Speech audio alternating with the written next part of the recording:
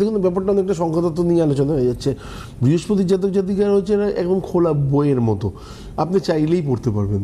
আচ্ছা, যে হ্যাঁ, ওদের মনে ইজি টু রিড। একদম ওদের বৃহস্পতি যে মানে যে জাতক বা জাতিকা, আপনি দেখবেন ওর মধ্যে কি আছে, ও কোনো কারণে ধর্মের বাইরে অধর্মের কাজ করবে না। ও মানে একদম পুরো কপি বুক।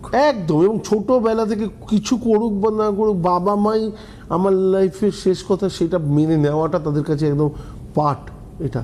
আচ্ছা, তো আমি বলছি তো মানে কিছু কিছু জিনিস আছে যেগুলো দেখলে পরে অবাক হয়ে যাবেন, যে আমার সন্তানের ডেট অফ বার্থ আছে 3, আপনি দেখবেন ওকে আলাদা করে বোঝার কিছু থাকবে না। আপনি যদি ওকে বুঝতে না পারেন তাহলে সেটা আপনার অক্ষমতা। তো এটা গেল একটা। দ্বিতীয় জায়গা হচ্ছে ও আপনার শত খারাপ দেখুক না কেন, যেহেতু আপনি ওর গুরু, আপনি ওর গুরু, তার জন্য আপনাকে কখনো মুখের ওপর বলবে না যে আপনি এটাকে আপনার ঠিক করা উচিত, যেটা কেতু ভয় পাবে না। কেতু আপনাকে বলে দেবে যে না, আপনার এটা করা ভুল হয়েছে প্রসন্ন, আপনি এটা ঠিক করেননি, আপনাকে এটা চেঞ্জ করা উচিত ছিল।